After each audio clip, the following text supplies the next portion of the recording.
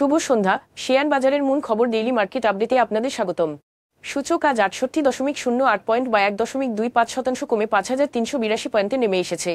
বাজারের লেনদেনের পরিমাণ দাঁড়িয়েছে 619 কোটি টাকা, যা আগের কার্যদিবসের তুলনায় 5.45% কম।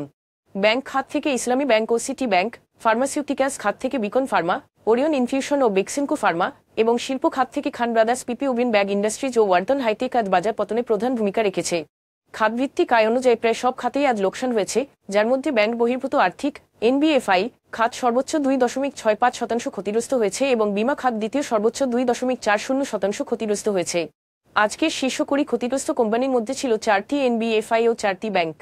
Prime finance and investment, peoples leasing and financial services এবং বাংলাদেশ ফাইন্যান্সের শেয়ারের সর্বোচ্চ দর বৃদ্ধি পেয়েছে। অন্যদিকে ট্রাস্ট ইসলামী লাইফ ইন্স্যুরেন্স, ফার্স্ট ফাইন্যান্স এবং ফার্স্ট সিকিউরিটি ইসলামী ব্যাংক ছিল সর্বোচ্চ দরপতনের তালিকায়। এসব শেয়ারের ক্ষেত্রে কোনো মূল্য সংবেদনশীল তথ্য প্রকাশিত হয়নি। হুয়াওয়েল Textiles, BD, United Commercial Bank এবং সোশ্যাল ইসলামী ব্যাংকের লেনদেনের পরিমাণ গত 3 মাসের গড় লেনদেনের তুলনায় আজ উল্লেখযোগ্যভাবে বৃদ্ধি পেয়েছে। তবে এই লেনদেন বৃদ্ধির পেছনে স্বাভাবিক কোনো কারণ প্রকাশিত হয়নি। আজকের শীর্ষ দুটি সংবাদ চলতি বছরের মার্চ থেকে জুনের মধ্যে বাংলাদেশের বৈদেশিক ঋণ 7.35 বিলিয়ন মার্কিন ডলার বেড়েছে, যার প্রধান কারণ সরকারি খাতে ঋণ গ্রহণের উল্লেখযোগ্য প্রবৃদ্ধি। অন্যদিকে বেসরকারি খাতে বিনিয়োগ না থাকায় ঋণ 11 কোটি ডলার কমেছে বলে বাংলাদেশ ব্যাংকের তথ্য থেকে জানা গেছে। অর্থনীতিবিদ ও বাংলাদেশ ব্যাংকের ঊর্ধ্বতন কর্মকর্তারা জানিয়েছেন, একাধিক দাতা সংস্থা থেকে অর্থ ছাড়ি সরকারি খাতে বৈদেশিক ঋণ বৃদ্ধির মূল কারণ। উন্নয়ন প্রকল্পে এসব অর্থ ব্যবহার করে যদি রাজস্ব আদায় বা উৎপাদন নিশ্চিত করা না যায়, তবে পরিশোধের সময় এই ঋণ দেশের অর্থনীতির ওপর চাপ ফেলবে। এজন্য বৈদেশিক ঋণের সঠিক ব্যবহার নিশ্চিত করতে হবে।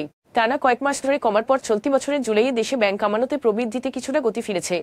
এ মাস শেষে আমানতে প্রবৃদ্ধি প্রায় 8.5% পৌঁছেছে। গত বছরের ফেব্রুয়ারির পর থেকে খাতটি আমানত সংগ্রহে হিমশিম খাচ্ছিল। ওই মাসে প্রবৃদ্ধি সর্বোচ্চ 10.43% পৌঁছেছিল। পরবর্তীতে আগস্টে সরকার পরিবর্তনের পর আর্থিক স্থিতিশীলতা নিয়ে উদ্বেগের কারণে আমানত প্রবৃদ্ধি আরও কমে যায়।